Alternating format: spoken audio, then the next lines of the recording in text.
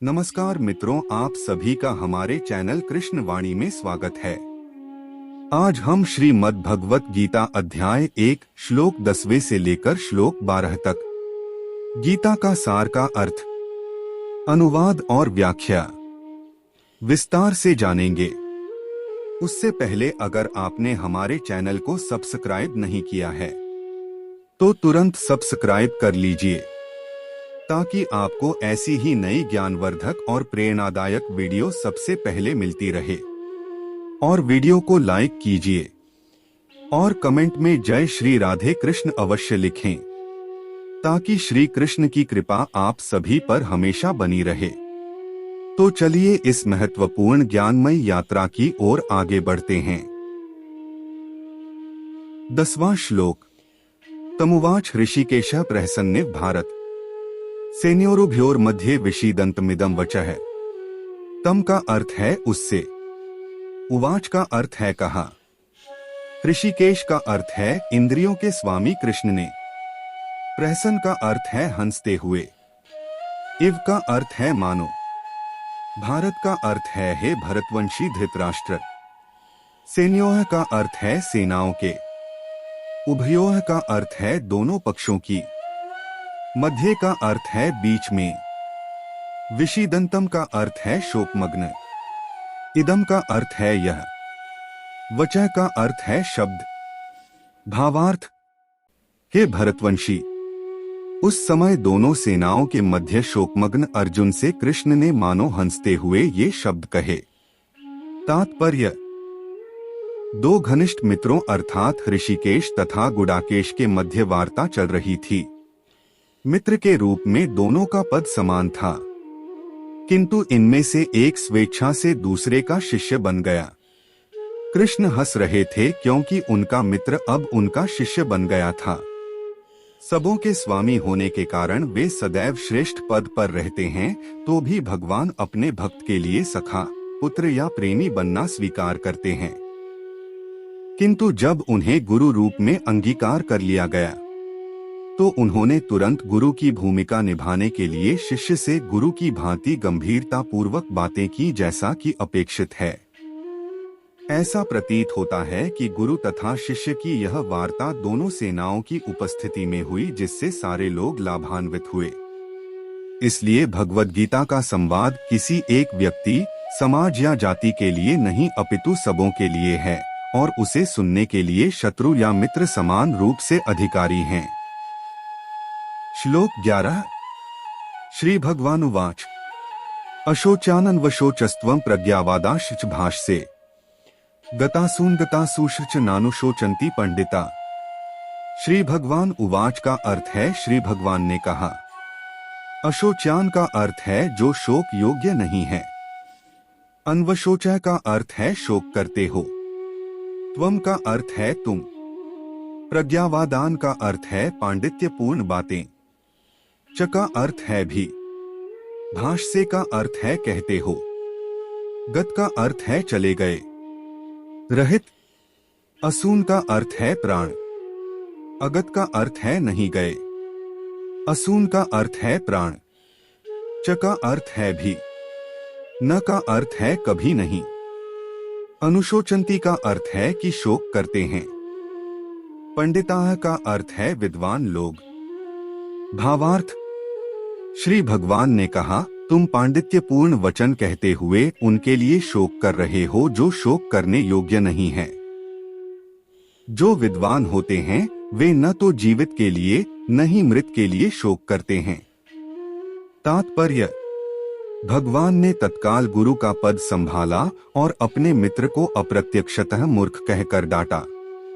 उन्होंने कहा, तुम विद्वान की तरह बातें करते हो, किंतु तुम यह नहीं जानते कि जो विद्वान होता है, अर्थात जो यह जानता है कि शरीर तथा आत्मा क्या है, वह किसी भी अवस्था में शरीर के लिए चाहे वह जीवित हो या मृत शोक नहीं करता।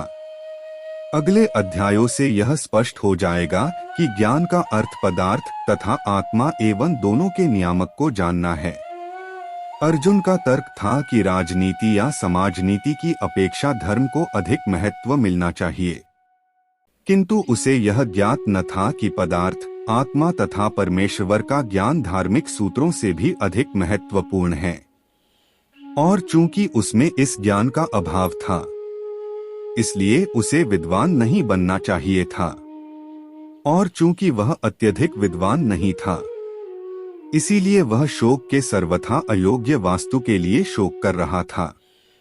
यह शरीर जन्मता है और आज या कल इसका विनाश निश्चित है, इसलिए शरीर उतना महत्वपूर्ण नहीं है जितना कि आत्मा है।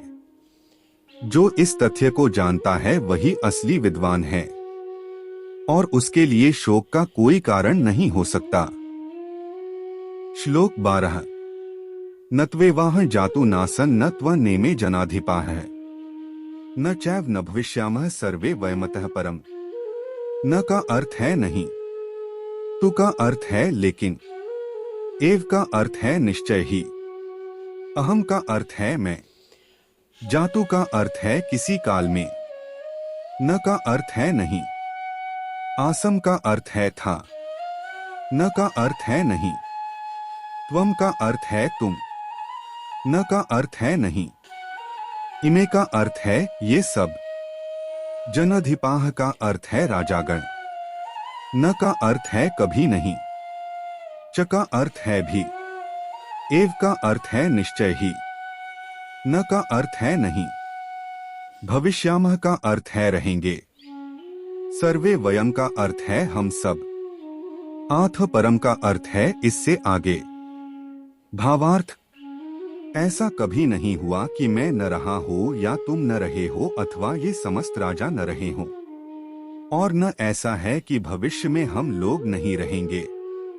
तात्पर्य, वेदों में, कठोपनिषद में और श्वेताश्वतर उपनिषद में भी कहा गया है कि जो श्री भगवान असंख्य जीवों के कर्म तथा कर्मफल के अनुसार उनकी अपनी अपनी परिस्थितियों में पालक हैं, वही भगवान अंश रूप में हर जीव के हृदय में वास कर रहे हैं। केवल साधु पुरुष जो एक ही ईश्वर को भीतर बाहर देख सकते हैं, पूर्ण और शाश्वत शांति प्राप्त कर पाते हैं।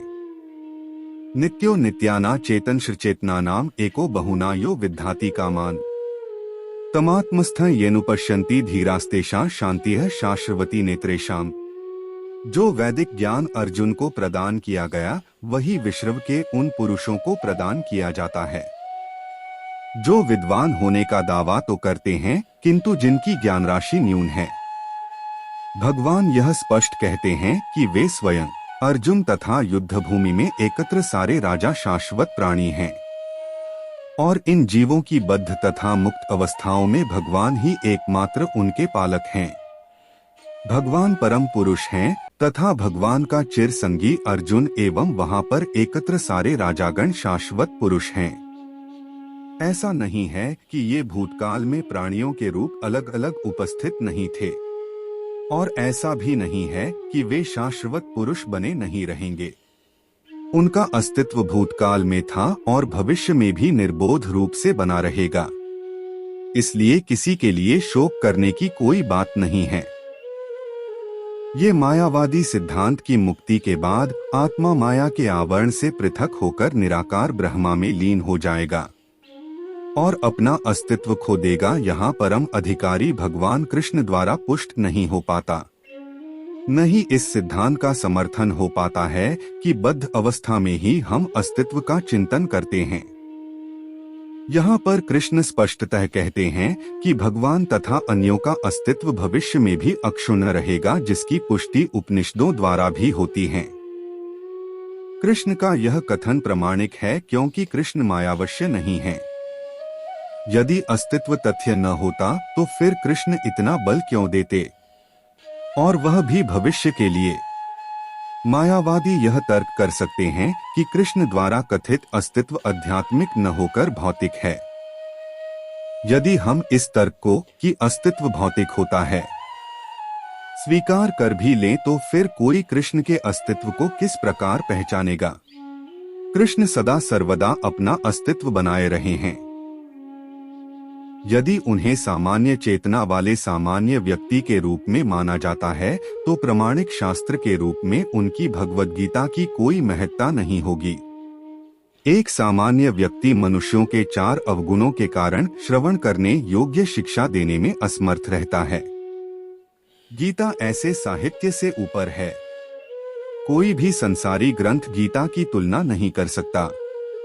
श्री कृष्ण को सामान्य व्यक्ति मान लेने पर गीता की सारी महत्ता जाती रहती है। मायावादियों का तर्क है कि इस श्लोक में वर्णित द्वैत लौकिक है और शरीर के लिए प्रयुक्त हुआ है, किंतु इसके पहले वाले श्लोक में ऐसी देहात्म बुद्धि की निंदा की गई है। एक बार जोवो की देहात्म बुद्धि की निंदा करने के बाद यह कैसे संभव है कि कृष्ण पुनः शरीर पर उसी वक्तव्य को दोहराते। इसलिए यह अस्तित्व आध्यात्मिक आधार पर स्थापित है और इसकी पुष्टि रामानुजाचार्य तथा अन्य आचार्यों ने भी की है। गीता में कई स्थलों पर इसका उल्लेख है कि यह आध्यात्मिक अस्तित्व केवल भगवत भक्तों द्वारा ज्ञेय है। जो लोग भगवान कृष्ण का विरोध करते हैं उनकी इस महान साहित्य तक पहुंच नहीं हो पाती। अभक्तों द्वारा गीता के उपदेशों को समझने का प्रयास मधुमक्खी द्वारा मधुपात्र चाटने के सदृश है। पात्र को खोले बिना मधु को नहीं चखा जा सकता। इसी प्रकार भगवद गीता के रहस्यवाद को केवल भक्त ही समझ सकते हैं, अन्य कोई नहीं। जैसा कि इसके 4th अध्याय में कहा गया है, नहीं गीता का स्पर्श ऐसे लोग कर पाते हैं जो भगवान के अस्तित्व का ही विरोध करते हैं। इसलिए मायावादियों द्वारा गीता की व्याख्या मानो समग्र सत्य का सरासर भ्रामक निरूपण है। भगवान चैतन्य ने मायावादियों द्वारा की गई गीता की व्याख्याओं को पढ़ने का निषेध किया है और चेतावनी दी है कि जो कोई ऐसे मायावादी दर्शन को ग्रहण करता है वह गीता के वास्तविक रहस्य को समझ पाने में असमर्थ रहता है। यदि अस्तित्व का अभिप्राय अनुभवगम्य ब्रह्मांड से है तो भगवान द्वारा उपदेश देने की कोई आवश्यकता नहीं थी। आत्मा तथा परमात्मा का द्वैत शाश्वत तथ्य है और इसकी पुष्टि वेदों द्वारा होती है, जैसा कि ऊपर कहा जा चुका है।